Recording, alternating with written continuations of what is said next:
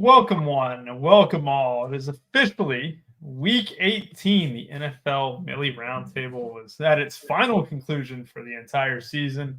Thank you all for joining us, and we get to end it with a great 13-game slate as well, as I go ahead and switch this show to public because it was not public on YouTube. So we'll fix that. But a great time ahead of me. As usual, I'm joined by Snyder and I'm joined by Drew. How are you guys doing? Snyder, I'll kick to you first, man. How's been your day? How's been your night, I should say? And we're about to go into round 4 of the Hawaiian Showdown tomorrow in golf, right? Yeah, it's been all right.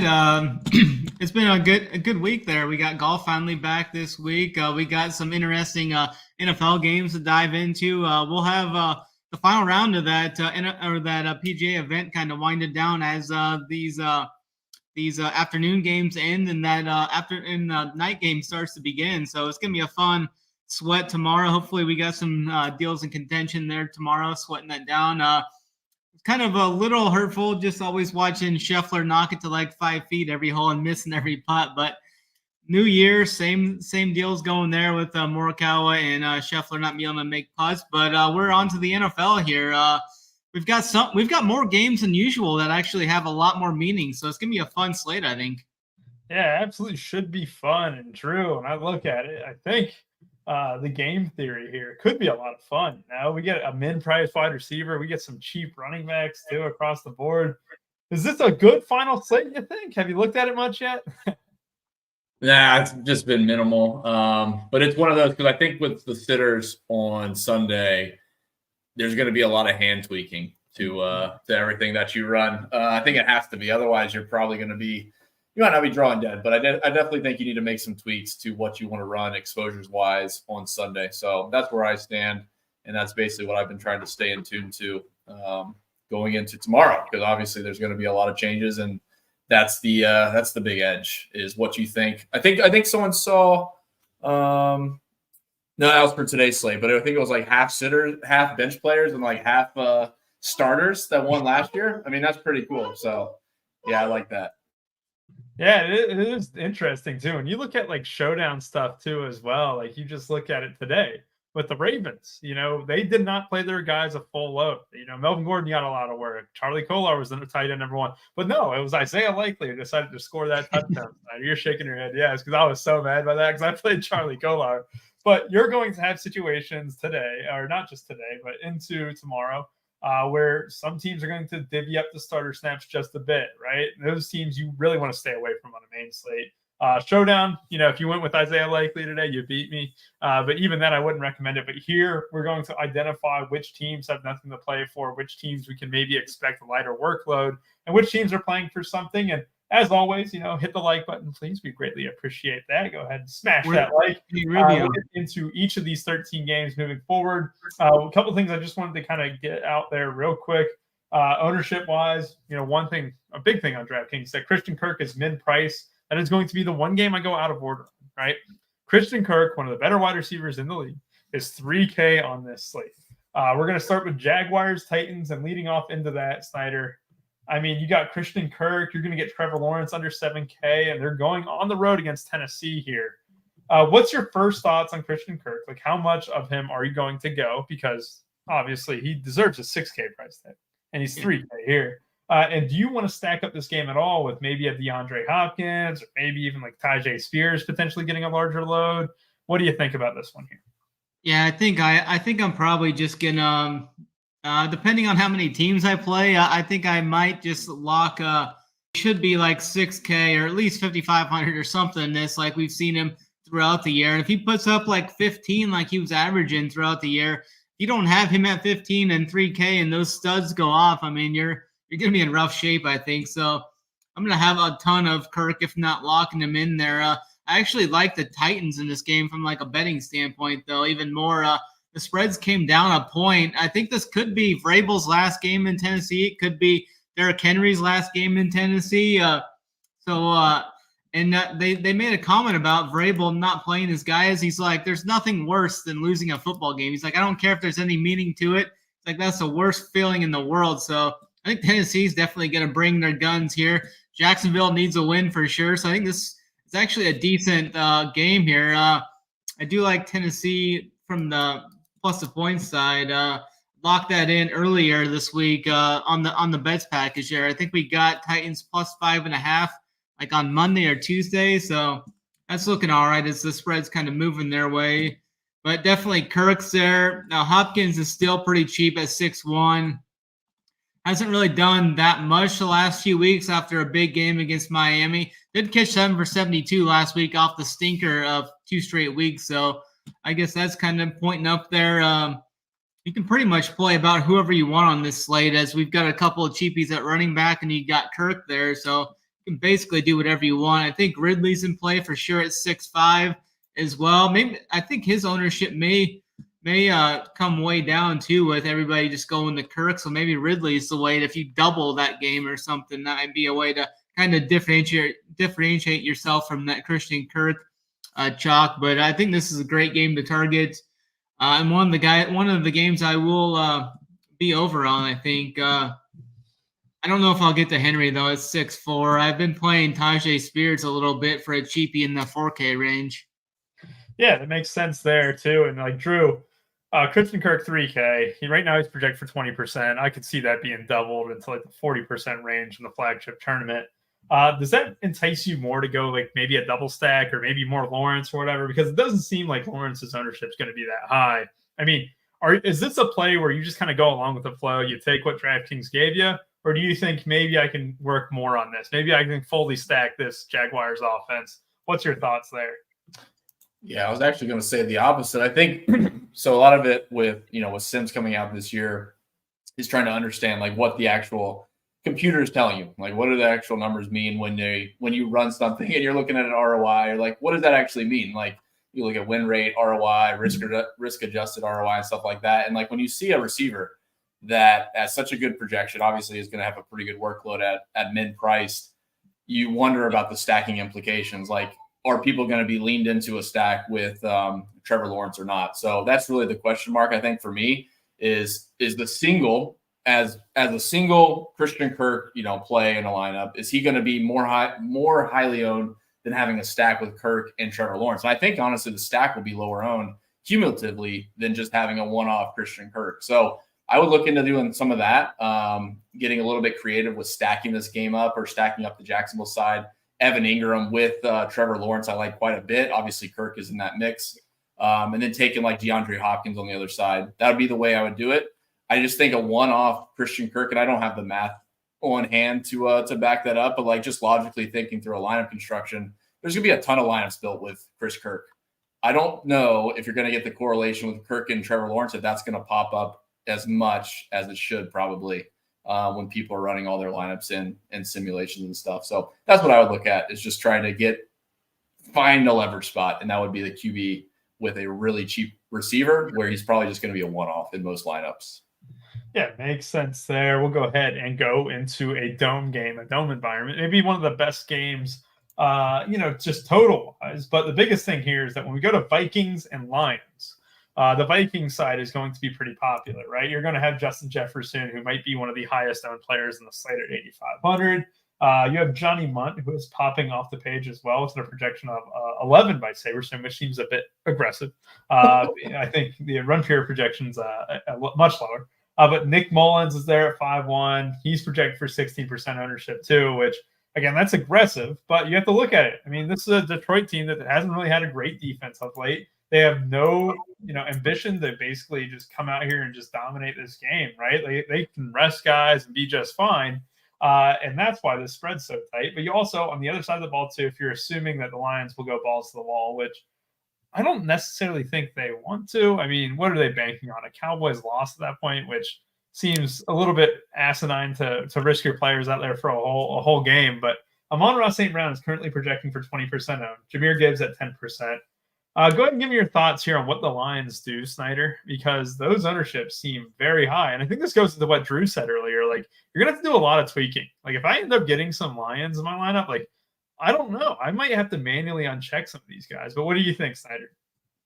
Yeah, it's interesting. They talked to Dan Campbell, and he said the plan right now is just to play all our guys. So, I mean, And that'd be brutal if they played them all. I think that's like a 4% chance of them improving their playoff seed. If like a Monra or something goes down, I mean, they're going to be sick to their stomachs. So I think they may play a little bit, but I'd be surprised if they played like the whole game, especially if Minnesota gets up in this game. I don't think they're going to try and grind this one out. So I'm going to be fading all the Lions players on this side.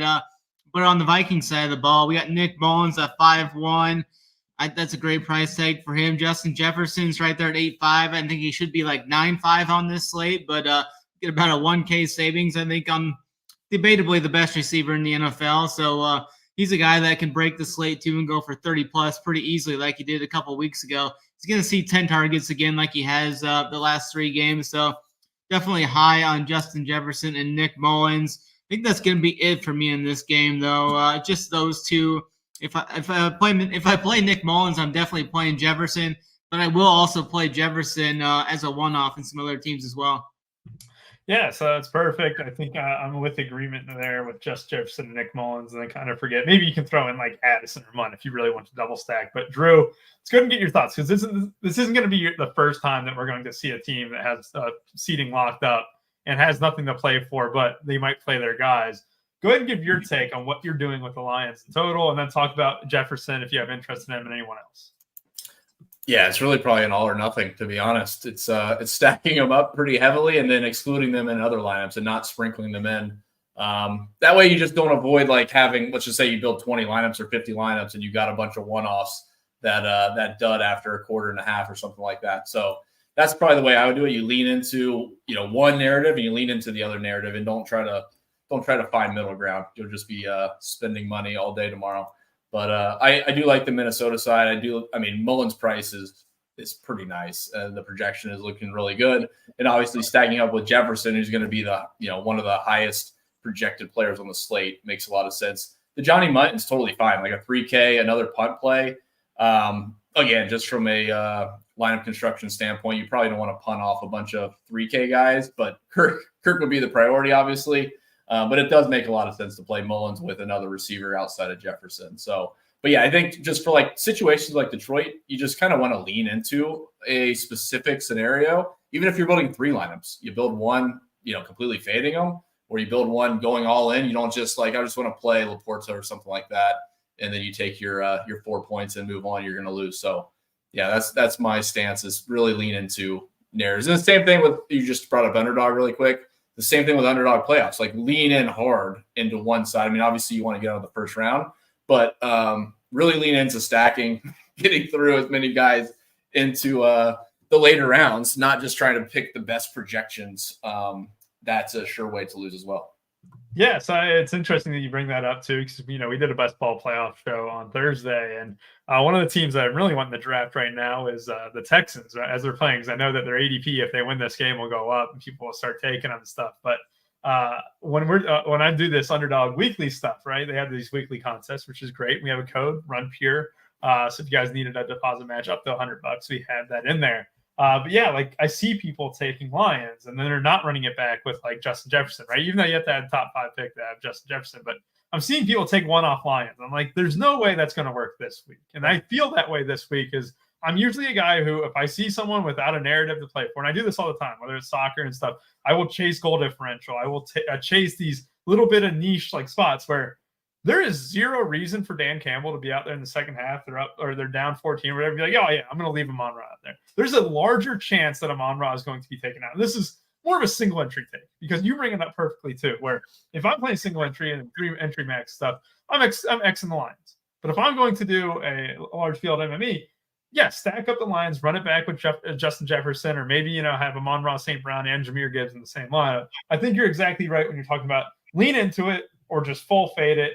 Personally, as my style of play, X and the Lions, I just, coach can say one thing, and sure enough, we're out there watching Khalif Raymond be the wide receiver 1 for 2 quarters, and you're just tilting your ass off. But let's move on to the Battle of Ohio. This one definitely will prove which team in Ohio is the best one, and it is the Bengals.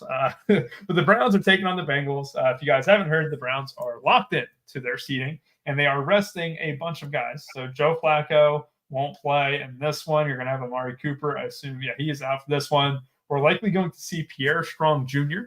Lead the line. I don't think you're going to see a ton of Jerome Ford and Kareem Hunt.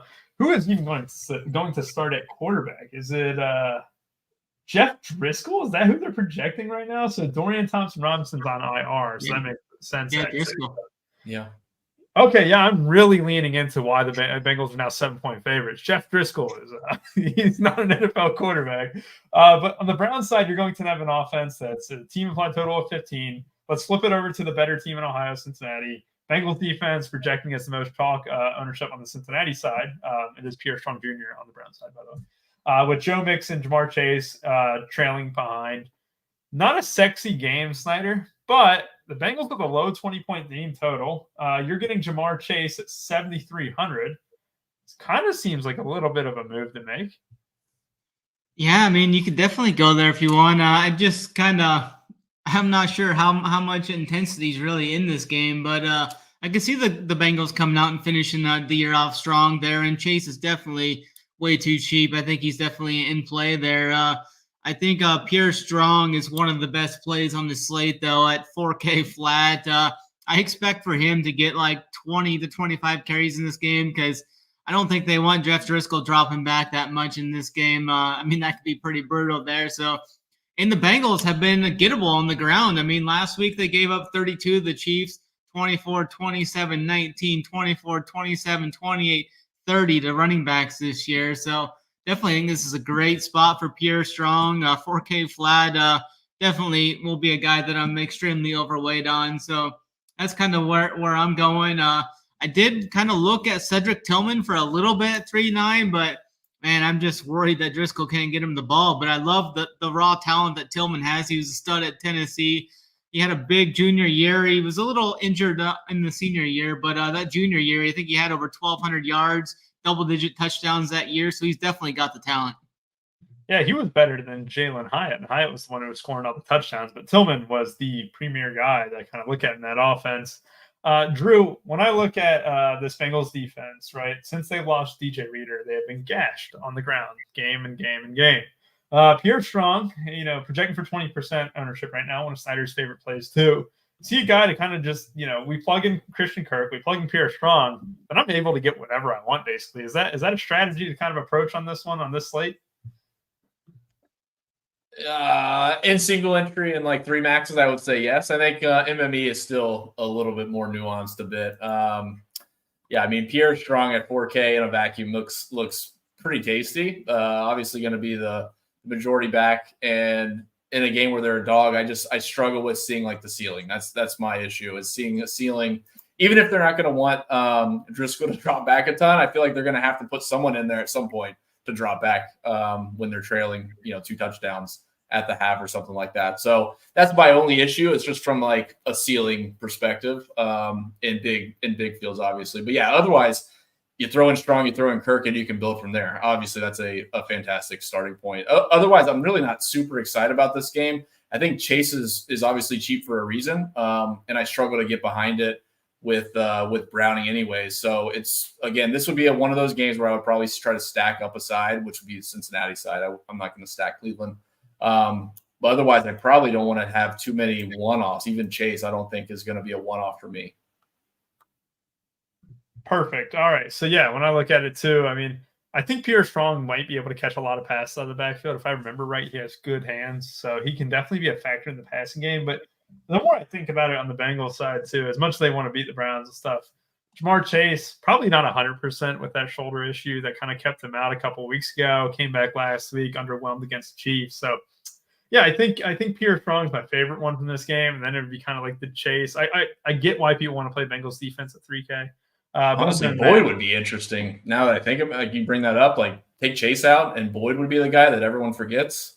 Well, because he has the Chase game. Yeah, that's one big thing I forgot to mention. Higgins is out. So, I mean, you're going to have that wide receiver 2 role against a Browns team that, is going to be their usual defense, and they're also on the road. But, yeah, Boyd could definitely be worth a shot here because, you're missing one of your best, wide receivers. And, T. Higgins is no joke at all. So, if you don't love Chase, it definitely makes sense that Boyd could be in that pool too there. So, Let's move on. Browns are just going to kind of just try and run the clock out and just try and get through this game as fast as they can. I don't think they have any interest in really trying to actively win this game.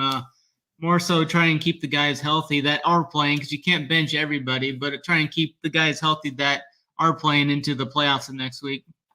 Yes, very true. And there's also a huge thing here too. There's a game that I just saw the total on. Is it next? It's Jets Patriots, baby. The first time I have seen this since an Iowa football game. But it is a 29.5 point total for the Patriots and Jets. The first time I've ever seen a total below 30 in an NFL game. I don't think we got this low. And there was a Steelers game earlier that I know got really low, but 29.5 is historically low. And as shameful as it is to admit, Breece Hall, I mean, he's been an absolute stud. He's getting like 10 to 15 targets a game. Even with the low total and barely being implied 14 points, Breece Hall, not the worst play. Drew, you want to talk? No, I'm just going to say, like, all the projections look whack. We've talked about this throughout the season on a couple of games where, like the under-over was like 54 and, like, the projections were low. And, like, this is a 30-point team total. And we see several people with, like, mid-teens projections, which just seems – somewhat out of place. Like where the points going to come from, just reception. So I besides like, some one-offs, that's probably where I'm going to go in this game, but it is interesting where I probably should do more note taking, but like in hindsight on Sunday night, I'll look back and say, dude, what the fuck? We looked at this game with a 30-point team total. The projections were good. I knew I was going to get jammed with these guys and they all underperformed. What was I doing? So yeah, like DeMario Douglas at 4,400, has a pretty good projection. I think he's over Pierre Strong, which we just talked about, obviously a different position. But again, like where are the points going to come from? So that's all I wanted to talk about with this game. I'm not going to stack it. Obviously I don't see a point in that. But I just find it somewhat comical some of these weeks where you get a team total with 30 and some of these guys, dude, are projecting higher than like a Kansas City tight end named Kelsey sometimes.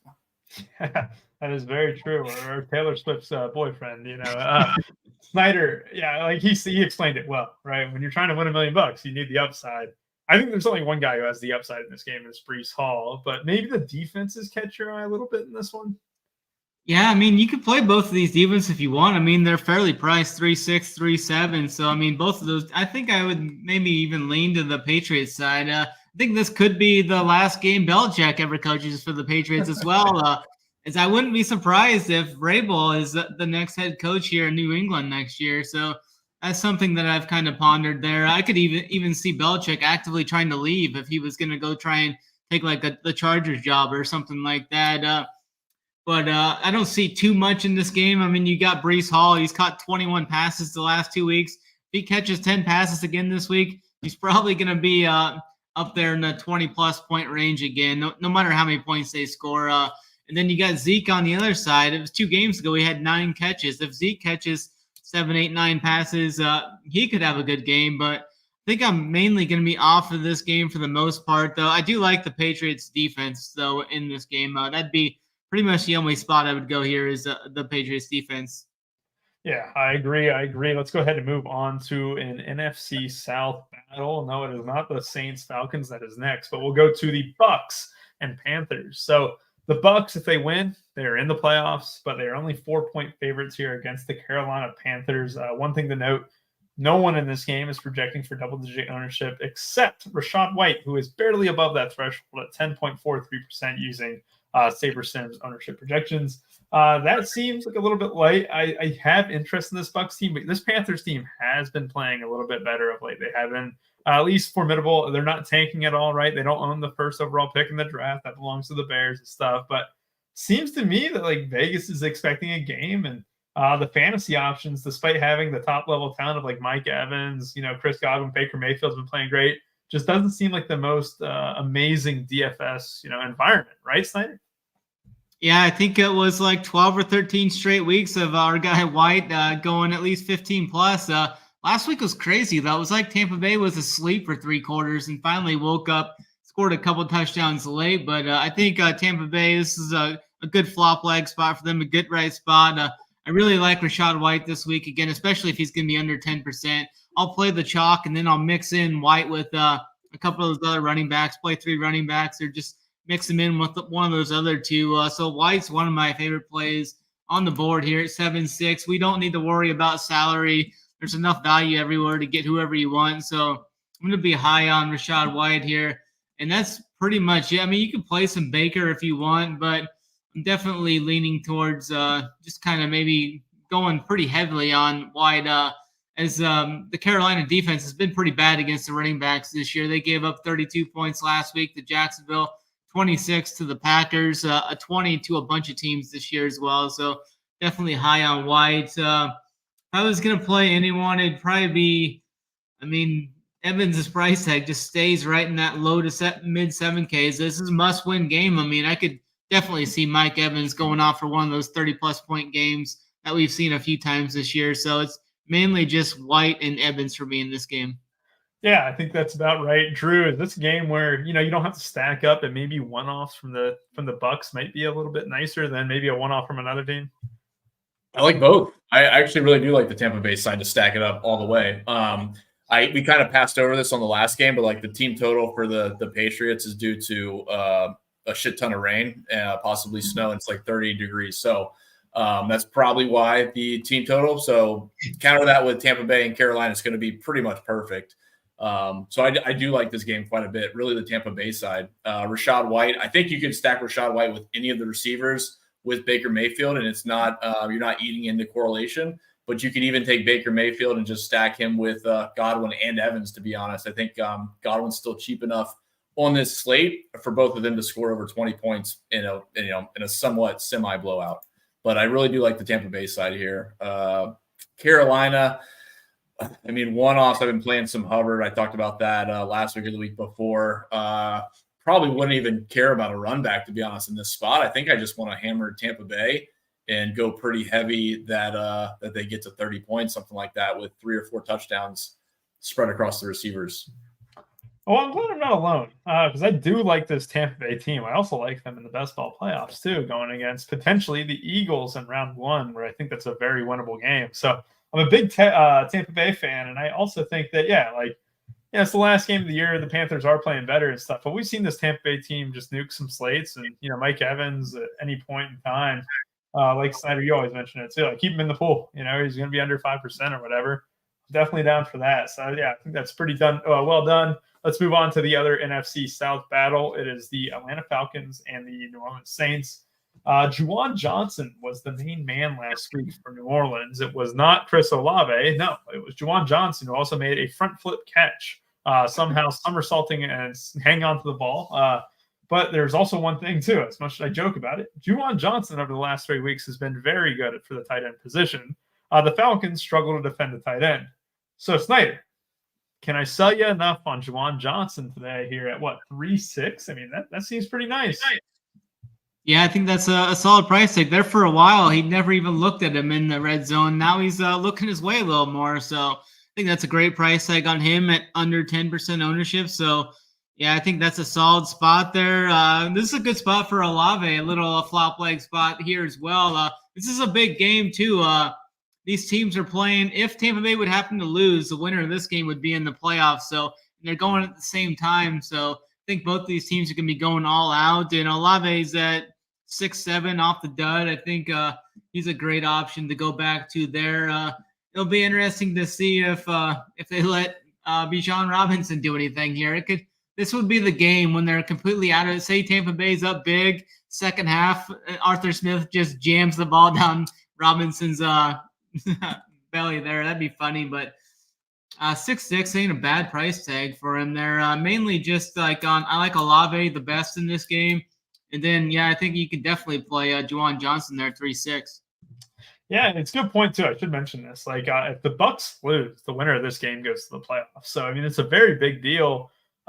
Drew, I kind of want to chase games that matter a little bit more because one team starts to get desperate. One team, you've seen some playoff games absolutely blow up to games into the 60s and stuff. Not to say that, this one would do it or anything, but all of a sudden they look up, this is a must-win game, and, the Saints go down early or whatever. You could have a lot of throwing the ball and stuff. Is this a game where, a dome environment, maybe I can intrigue you into stacking up this Saints side maybe? That's probably the side that I'm leaning towards a little bit. It's still tough to trust Derek Carr. That's the bias you have to face. But yeah, Olave, Snyder hit it perfectly. Obviously a flop line. We've been playing Olave all year. There's really no reason, again, on a great slate with plenty of value to avoid Olave, who has 25-point ceiling, if not 30-point ceiling. If Derek Carr wasn't there, but Derek Carr can still help them out. They get to 25. I think Kamara grades out pretty well.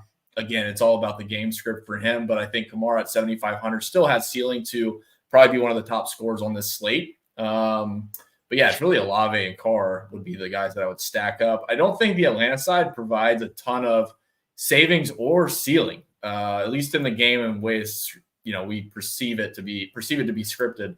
So yeah, I'm going to lean the New Orleans side with you. And honestly, Olave, one-off, stack him with Derek Carr if you want to get cute. But I think Olave as a one-off is probably just – most of my lineups are probably going to go there. I still just struggle to trust Derek Carr. And I don't know who else I would stack him with. I don't really love two-man stacks. Juwan Johnson. Yeah, and then he vultures Olave's points. So I don't know if I'm going to bite that one. That would be Taysom Hill to do that to us. Taysom Hill gets the – Yeah, he's still doing it. He's still doing it. Yeah, who was it last week? Derek Henry threw a touchdown pass, right? That was 2 weeks ago to Chig. 2 weeks ago. Okay. So I remember looking it up and I'm like, shit, yeah. Henry, there's 7 points. Henry's got 12. He must have ran it in. No, touchdown pass. Nice. Yeah, it's always like that too. Yeah. But who do you correlate with that? Who do you correlate with Derrick Henry's touchdown passes? I think it was like a fullback. Let's move on to the 425 games now. So we have 6 1 p.m. games that we just raced through. We're going to race through the 4:25 p.m. games. Now, just looking at it on paper, there's a few games that definitely don't matter. And one of these is the Denver Broncos versus Vegas Raiders. So the Denver Broncos here are coming in with basically no one getting any ownership at all. The Broncos defense at 2.5% is their projected highest owned player. That is incredible. On the Raiders side, you do get Zamir White, who is leading the line. Looked great last week, has capable hands out of the backfield. I'm glad to see that. You also have Devontae Adams, fresh off dropping a 40-piece last game at 7.9K. There's only 2 players that really popping off the page here. Snyder, do you agree, or maybe someone else off the board there? Yeah, I think there's only 2 players that I'm interested in this game. I don't want anybody from the Denver side either. We have a low total here. I do think Vegas is going to play strong for Pierce, though.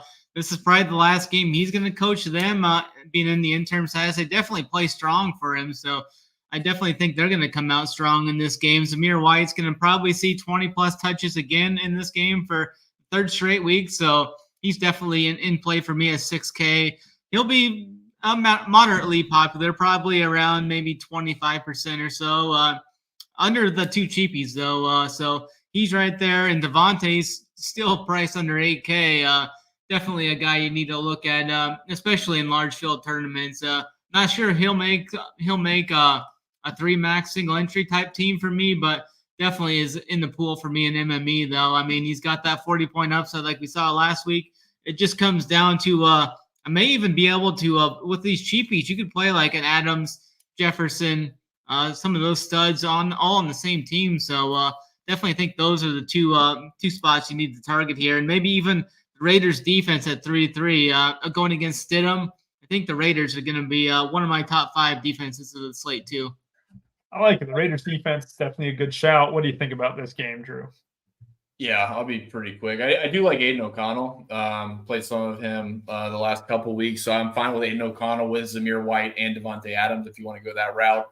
As kind of a low-owned stack. I think Aiden O'Connell is going to be like 2% or less. So Devontae Adams as a one-off, I probably won't get to. His projection looks pretty good, but I struggle to see me playing him as a one-off. But I do like this as a low-owned stack. Take Aiden O'Connell with Zamir White and Devontae Adams. You're basically eating the chalk with White and Adams, I guess, a little bit, and you're taking the leverage off of having Aiden O'Connell with that duo. Perfect. Yeah. So we can go ahead and move on from that game. Yeah, I do think that Adams Zamir, I do like the AOC call there too, potentially pairing them up. An unknown stack. I mean, we've seen teams quit. This is a Broncos team that has definitely quit in the past too. So definitely don't hate that idea at all. Let's move on to a sneaky good game here. This is a game that I've actually really been looking forward to, and it's the Green Bay Packers at home in Lambeau Field taking on the Chicago Bears. So there's a lot to like about this one. A.J. Dillon is out, so Aaron Jones at 6,300. It gets a small boost. Dillon's been kind of phased out of that offense over the last few weeks anyway. It's been a little bit more Patrick Taylor, but I think they take the kid gloves off of him, and I think Aaron Jones gets a ton of work in this one. You also have two of my favorite plays with Justin Fields and DJ Moore. They have been a top 5 pairing all season when they were both healthy. That could absolutely be the case here against the Green Bay team that defensively isn't the most sound in the world, can absolutely concede points. It is an outdoor game. It is a total in the mid-40s. Snyder, are you with me that maybe this game we could stack it up? Yeah, I think you can there. It's an interesting game here. You got the Packers. They must win this game. It's a huge game for them. Then on the other side, it's a huge game for Justin Fields potentially as well, as the Bears have some big decisions to make after this game is over, after they've been eliminated from the playoffs. But it comes down to that draft pick and if they're going to keep Justin Fields or not. So I think we see Fields and DJ Moore are going to be trying to do anything they can to push the Bears into the decision to keep Fields and use those draft picks to get like a Marvin Harrison or something like that. So I think that's the good side there. And then from the Green Bay side, I think Aaron Jones is a good play. I mean, the Bears defense has been good as of late, but they've been giving up to a running back. So I think Aaron Jones is 6'3". He's going to be around 20% ownership too, probably a little bit less than Zamir, but up there for sure. But I think Aaron Jones, I think they're going to put the ball in his hands quite often in this game. And I think he's a solid option there. I don't know if I would play Jaden Reed. He's kind of banged up. I probably won't go there. I think it's just mainly it's going to be a huge Aaron Jones game from the Packers side, like you mentioned there, Rubio. And then he'd be like the run back if I ran like a Fields Moore stack or something like that for sure. Yeah, it makes sense there. I do think that, that kind of 3-man trio of Fields, Moore, and Jones could be the chalkier pairing of this game. But some injury news real quick before I kick it to you, Drew. I mean, Cole Kmet played last week, but played a season low. What was it, 13 snaps or whatever, right?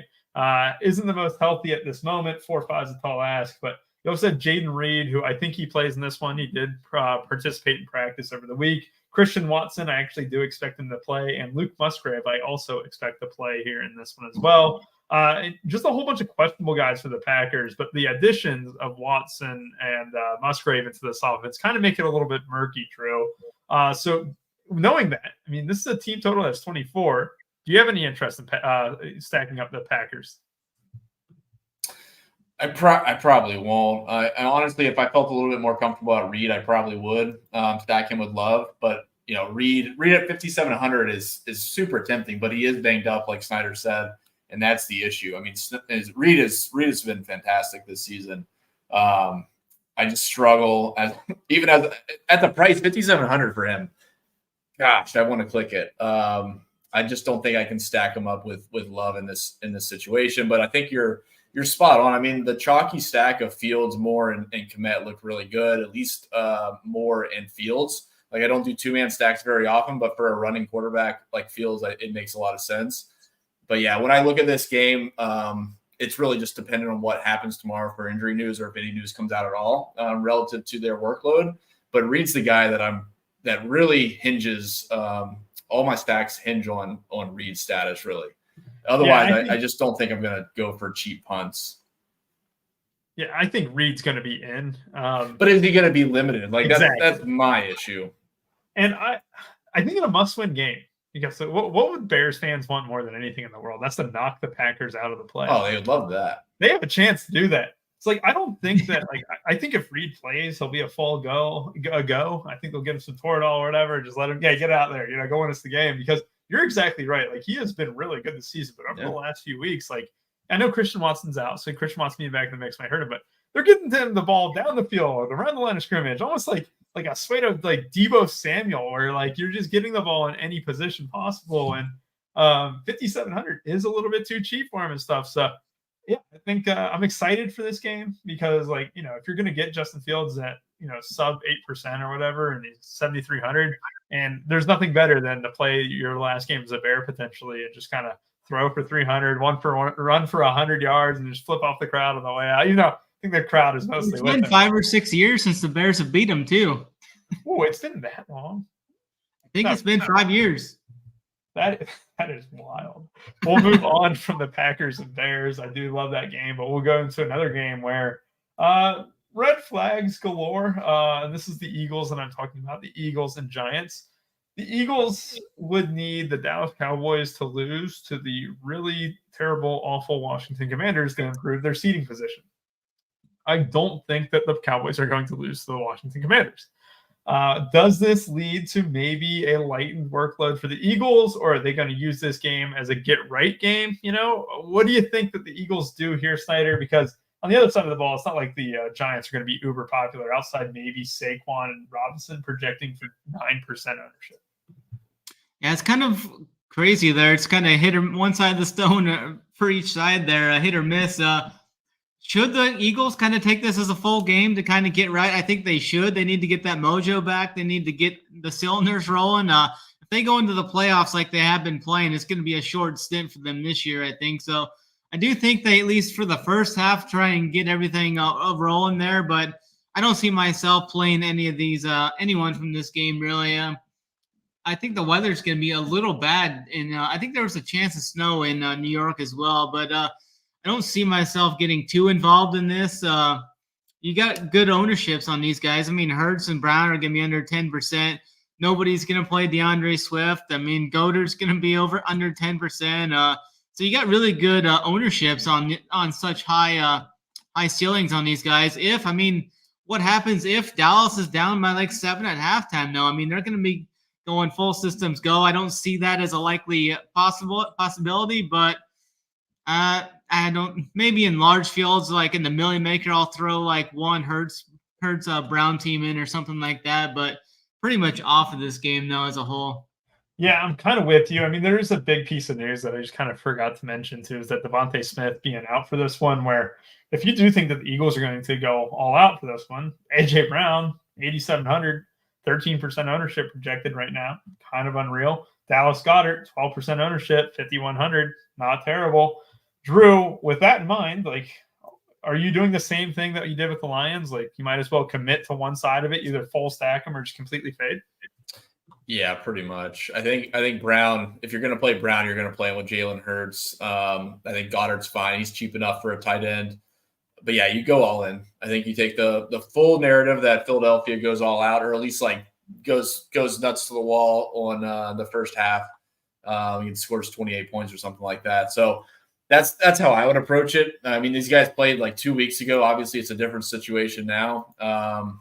But it's a difficult game to gauge at the moment. So I think it's one of those where it doesn't like make or break anything. I don't think any of these guys really hit. Like AJ Brown, there's plenty of pivots off of AJ Brown. You can find plenty of those. Obviously, Jalen Hurts is expensive. There's cheaper quarterbacks, probably going to score more points than Jalen Hurts tomorrow. It's just a matter of what you want to stack up, or if you want to fade this game, I think is totally fine. So it's really a tough one. I think if I was building a few lineups, I wouldn't even touch this game, to be honest. Yeah, I'm kind of with you for the most part. It just seems like stay away with a 10-foot pole almost and just kind of see where it goes. Yeah. I do get the AJ Brown play. Like if you're saying, hey, look, I know the Eagles are going to play their guys. AJ Brown, absolutely. Dallas Goedert, absolutely. But it's a team that is struggling right now. Maybe they use it as a get-right game. Still not the sexiest of spots. Still very expensive. So you have to consider that when you're risking it. I don't mind it for a large field tournament. Like if you're just like, I'll throw in 1 of 20 or whatever. Sure.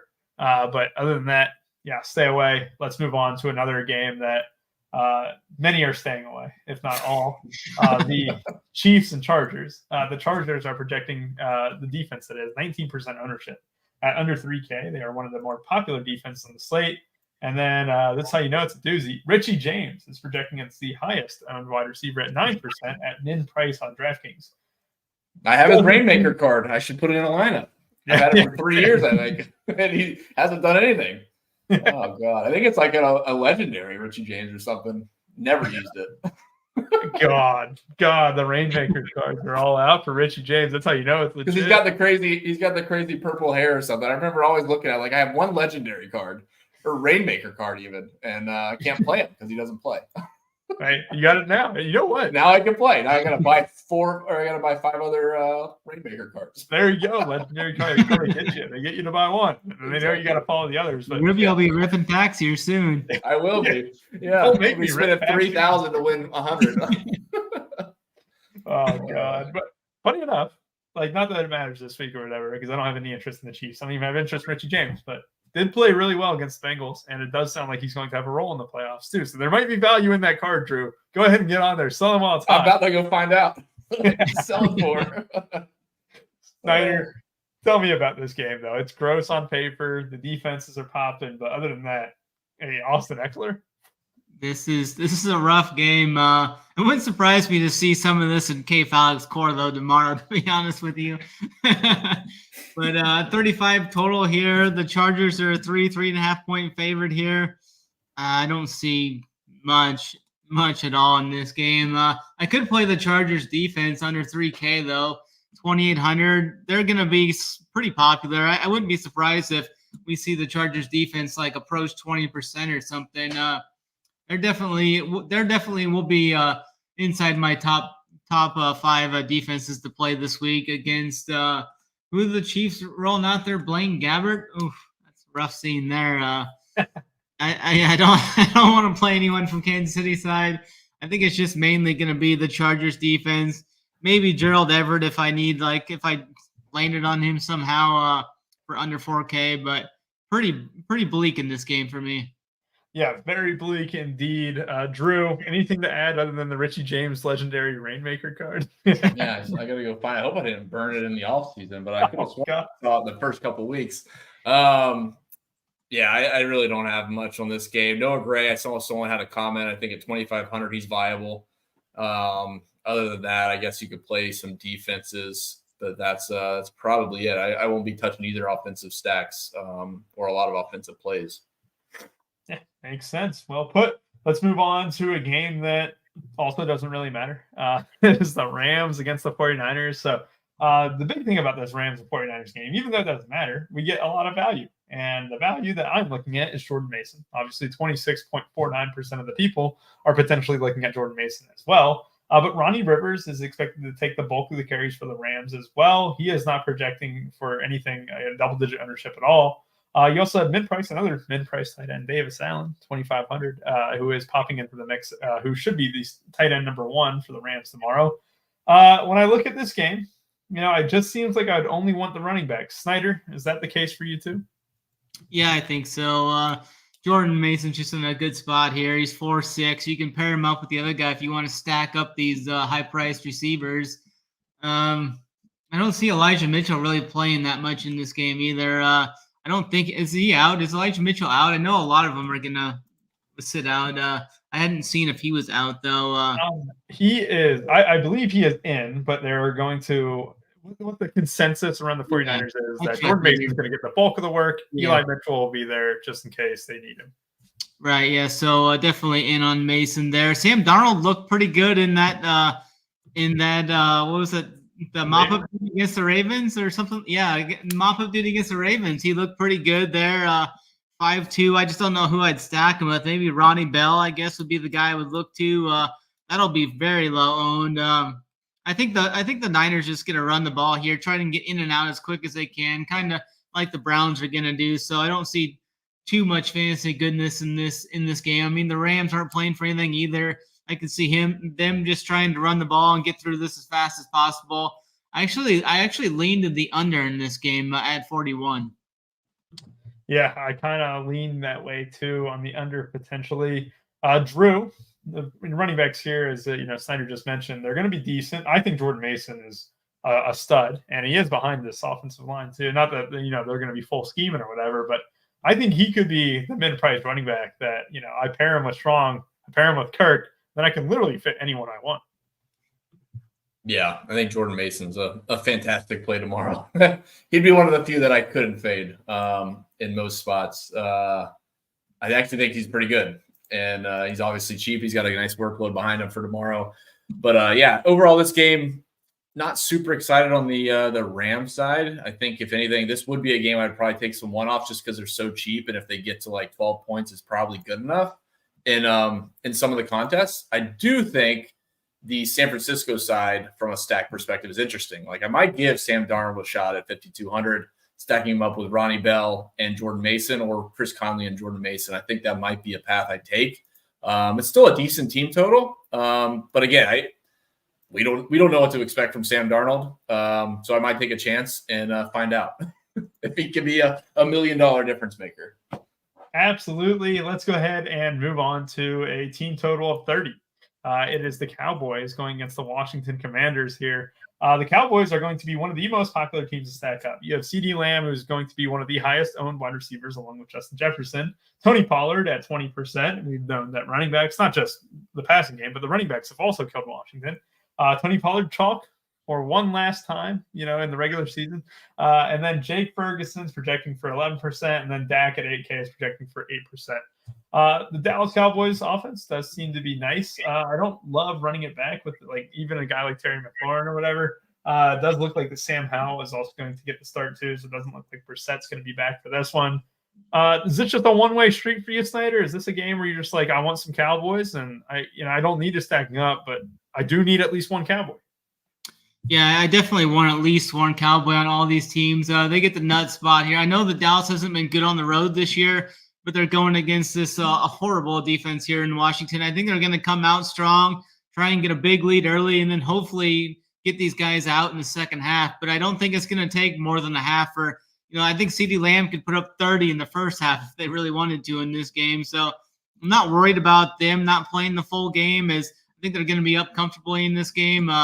The spread's 13. I think that's even a little too low because I think Dallas is going to look to get up 3-4 touchdowns pretty quick, I think, on this team, and then kind of coast in third and fourth quarters. But I don't know if I'm going to get the Pollard, though. That dude just has burned me so many times. I actually haven't played him that much this year, so I'll probably just stay on that side. In the showdowns and such, it's just torture trying to play him. He hasn't cracked 10 points in 3 weeks, but this is the nut spot, though. It wouldn't surprise me if he's going to be 20% ownership or near 20%, though. I think I'll probably be off of him and eat some other chalk and just get off of Pollard. But I think Lamb's an excellent play. Ferguson's a great play. I don't think his ownership's going to get too out of hand. 4.9. That's going to keep his ownership a little down as well. So Lamb and Ferguson are my main two targets in this game. Yeah, makes sense. I'm kind of thinking the same thing. Drew, we talked about it last week. What if the Cowboys or the 49ers blew out the Commanders? We wouldn't see as much of the offense, but that didn't happen last week. Are you maybe approaching the same way with the Cowboys here? It's tough. They're a bit expensive. That's the problem. Obviously, it's a great team total to target. I think this will probably be a game where I get one-offs. I could even stack without Dak, to be honest. I could probably take CeeDee Lamb with Jake Ferguson and be okay with it. But, yeah, you take CeeDee Lamb with Dak. We talked about a lot of value, but I still think that's a pretty expensive stack. And, honestly, I could probably pick your brain for an hour on, soccer stacks. But, sometimes there's, an 11K forward, and it's almost inhibitive to stack them with other mids or forward. So this feels like one of those spots where you take CeeDee Lamb and you're not so concerned with stacking with Dak. You're just taking the raw points. But, yeah, I'm with Snyder. I'm surprised Snyder said so much good stuff about Dallas. I think he hates Dallas, but – I think he calls them a fraud every week. And they might be. Obviously, this is a great spot. We'll find out tomorrow for sure. But, yeah, CeeDee Lamb for me as a one-off. Pollard I'll probably sit out on, and Ferguson's the other guy. If I get stacks with Dak, I'll take it. I assume I had values elsewhere. But, yeah, CeeDee Lamb's the guy I want to build around probably every team. Yeah, you're exactly right. It is a lot. It is 8K, and 8.5K or whatever. Or 9.3, isn't that what it is, right? That is just a tall ask to stack it up. You can definitely just get CeeDee Lamb. He was the only guy who did anything last week for him. Brandon Cooks got a touchdown, 5 for 70 and 1, but it wasn't like you needed to double stack or anything. So, yeah, I'm with you guys. I do want a Cowboy. I don't have to force that in every one of my teams. They're going to project very well. So if you end up not having a Cowboy in your team, it's not the end of the world. Personally, if I don't have Lamb, I might be able to click Ferguson's name a little bit easier, but definitely a piece for if I just have Lamb, I'm very fine with him being my only Cowboy. Yeah. Let's move on to a game with a team total, or not just team total, a game total of the high 40s, honestly. This is the Seattle Seahawks going against the Arizona Cardinals. So watching the Cardinals last week, they sustained very long drives, and they were able to put up points against the Eagles. They played very well. And it was James Conner, who I believe you mentioned last week. Drew. You mentioned James Conner and how he can, explode. And that's what he did. He crushed against the Eagles there. And then you look at the Seattle side of the ball, too. I mean, is this a must-win for Seattle? Does Seattle have any playoff hopes? Snyder, do you know that? Yeah. Seattle needs to win this game, and Green Bay needs to lose, and they would be in. All right, so see, that's interesting because then, we all known what you can do against this Arizona team. You can run against them, you can throw against them, whatever. You have 3 guys projecting for double-digit ownership, and one of those, surprisingly, is Geno Smith. And then it's Kenneth Walker the third and Tyler Lockett. And then on the Cardinals side of the ball, without even looking, I'm going to guess Trey McBride. Yes, he is one of them, and James Conner. Seems like a little bit of a decent game to stack up here, Snyder. Yeah, for sure. I like DK Metcalf in this spot quite a bit here. 7-2. I think he's going to come in under 10% here. So that's the option there. I think Seattle's definitely going to go full bore in this game. And they're getting Cardinals here. I think this is kind of a flat spot for Arizona. They kind of showed up and played all out last week. You saw, what's his name? Murray show up in the Sidney Crosby jersey to Philadelphia. I thought they were going to get smoked, and they came out and they gave Philly the business there. So I think this is kind of a letdown spot for Arizona. Seattle's going to be coming in full bore. This is a great spot for them. Arizona is one of the other terrible defenses in the league here. So Kenneth Walker, 6'5". I'll have some of him. I lean DK Metcalf over Tyler Lockett. I think Metcalf's going to come in lower owned than Lockett too, just because of the pricing there. So that's the way I would go. And if you want to sprinkle in some Jackson Smith and Jigba, I think that's even fine as well. And then the Seahawks defense, I was going to look at them a little bit, but they're at 3-5, and I think I like some of the defenses just a little bit lower than them this week as well. Yeah, it makes sense there. Let's go ahead for the final time this season. Drew, what are your thoughts on this game? Yeah, the only thing I would point out is I think this whole game is kind of overowned, to be honest. I think there's a few key pieces on Seattle that are going to be maybe as a single one-off, it's not high owned, in the term of 25 or 30%, like we've seen some running backs.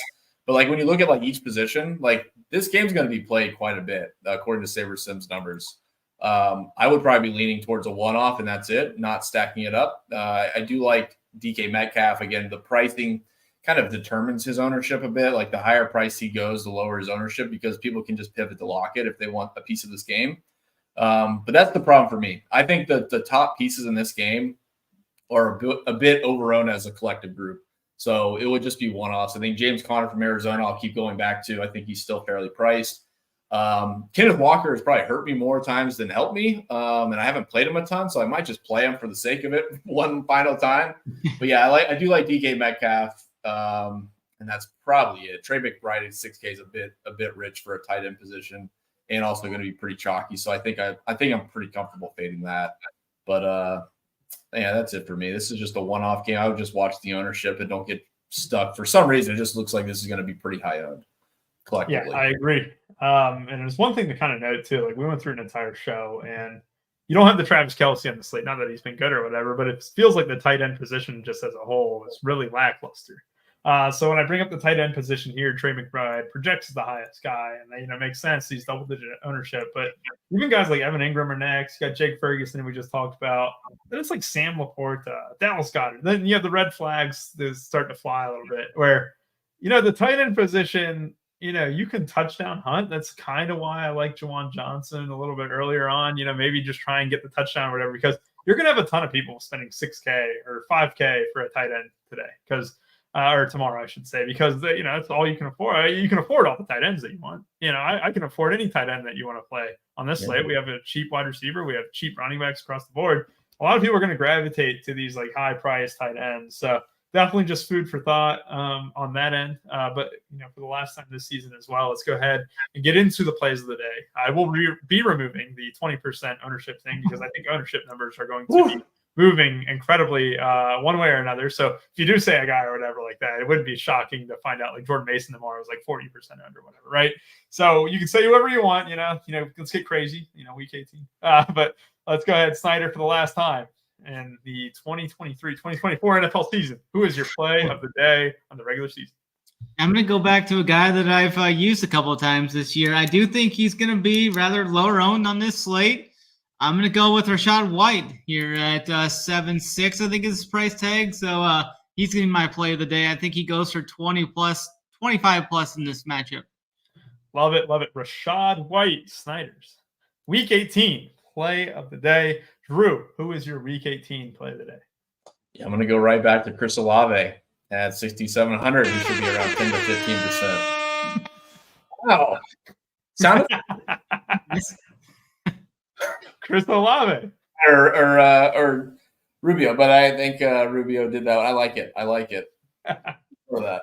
I got excited when I heard Chris Olave. Then I forgot they were wearing earphones, so that definitely did not help you. You said I didn't have it on the JBL speaker. Hopefully you guys got yours. Oh, yeah. Snyder, did you get your JBL speaker? I don't think it's came yet, but I'm usually a day or two behind you guys. Oh, man, we accidentally There's a lot going on. It actually took me I live in to the figure that here out. in Nebraska. Oh, yeah. I love it. Chris Olave and Rachaad White. For the last time this season, I'll do my play of the day on a quarterback because that just seems to be the brand. Justin Fields. I think that he plays spoiler. He is the guy for Chicago in the future. And if they don't realize it, some other team is going to get incredibly lucky and get an elite quarterback. And I hope that Justin Fields balls out and hopefully knocks the Packers out of the playoffs. So for Snyder, for Drew, and for me, thank you all for a great regular season. Thank you all for watching, and have a great rest of your day.